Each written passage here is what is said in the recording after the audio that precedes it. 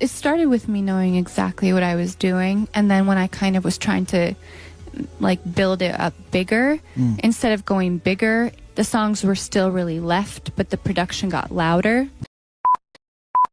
Beyond that trilogy, then, the rest of the album, what's the story behind the rest of the album? I mean, each song sort of has its different backstory, but I don't know, you know, like there's a couple of concepts, I guess, behind like the general theme of the record, but mostly this record came about ironically at a time when I had really let go of my sort of personal ambitions of being recognized as a good writer and a good singer. Why? Well, because it had been so long, really, since I started. And so I figured, you know, from now on, I'll write for myself and just for the sake of writing, just because I love it. And ever since I started doing that, not that I ever really strayed from that path, but when I really started indulging in just writing things because I liked them, I really started to win, you know, just personally. Yeah. And I mean, a lot of the record really doesn't mean much. You know, some of it I wrote when I was in California, and I would just take drives along the Pacific Coast Highway from Santa Monica to Malibu. It was so nice for me because it was like hot summertime, and where I come from, it's really cold, and I was just enjoying and being like in tropical weather and sort of using that time to like think back about the way that things were and write some of the record about just like snapshots of my life and try and paint pictures like with words just for myself to look back on them. It's just really for me, kind of. Yeah, okay. Yeah. This is, I think, from Brazil. She's a huge fan of yours. Amazing. What is the meaning and reason behind the word paradise for you, since you've been using it often in lyrics, name for the new album, and your tattoo? For me, every so often I find a word or a place that really speaks to me.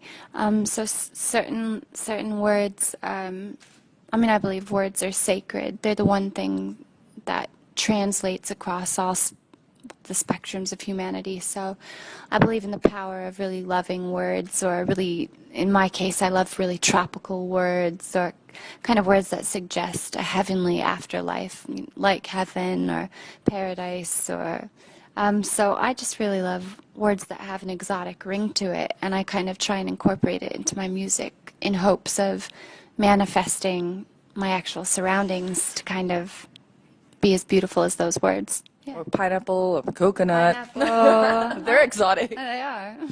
Okay. Two words came to mind when I was listening to this record, Lana. Yeah. One is trippy. It is kind of far out. It's a trippy record, right? Yeah. And the other is plush. Now, your music's always been plush. Yeah. It's always been the worldly and, you know, on a level. But this one, I think, takes it to the extreme on this one. Is it really? Yeah. I can't decide if it's really straight ahead or if it's really, you know, far left. I don't know. I think, you know, it started with me knowing exactly what I was doing, and then when I kind of was trying to like build it up bigger, instead of going bigger, the songs were still really left, but the production got louder. So I think it gave it like that kind of trippy feel, like almost like a touch of psychedelia instead of going pop. Absolutely. And maybe that's just California. I mean, I think California, and I think kind of soft focus, and I think palm trees and sunshine, and that must affect you. And it sounds brilliant. We're going to hear another song from it now at Maida Vale. I think this is going to be Terence Loves You, isn't it? Yeah. Tell us a little bit about this song, if you don't mind, before you play it. This one really speaks to me. I love singing it, and I just think the vibe of it kind of encompasses the sound that I thought the whole record was going to take. Kind of jazzy and noir, but still really thoughtful. So as always, it's a pleasure to be able to dig up these hidden gems that people probably overlook about Lana's music, and her explanation behind Born to Die, Paradise, and Honeymoon.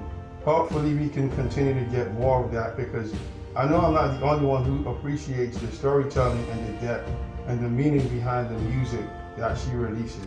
Let me know what you think in the comments below.